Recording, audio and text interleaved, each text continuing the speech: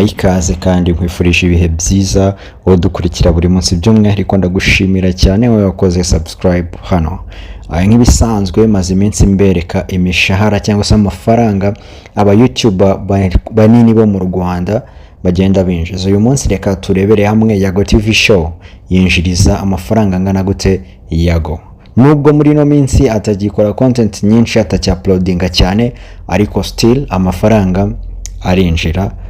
Reka turebere hamwe rero uyu Yago yinjiza amafaranga angahe kuri channel ye yitwa Yago TV show nk'ibisanzwe, bikaba iriho aba subscribers 690, ikaba iriho uploads cyangwa se ama video 2200.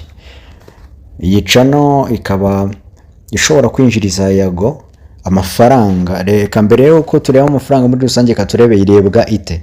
Mu minsi 30 ishize yarebwe n'abantu 1,256,000. Akaba aribo bantu banyuze kuri channel ye. Biragaragara cyane ko yaba yarasubiye inyuma kuko atacyaploadinga cyane, si nka mbere agifite mu ba subscribers 400 gutyo. Yarari hot cyane, yarebwaga n'abantu benshi. Ku kwezi rero iyi channel ikaba ishobora kwinjiriza Yago amafaranga ari hagati y'amadolari hagati ya 318 ndetse n'ibihumbi 5. Akaba ariyo mafaranga ashobora kwinjira binyuze kuri channel ya Yago bitewe na performance yagize muri icyo gihe. Reka turebe noneho ku mwaka ho bimeze bite.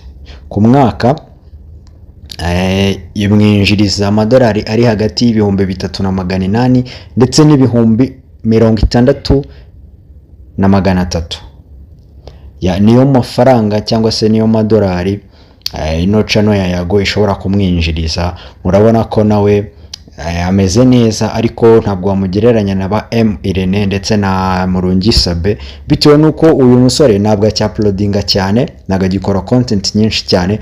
Biravugwa ko afite ibindi bintu ahugiyemo mu gihugu cya Uganda bituma adashyira imbaraga nyinshi kuri YouTube. Ndagushimiye rero, kora subscribe kugira ngo ujye ukomeza ubane nanjye umunsi ku munsi.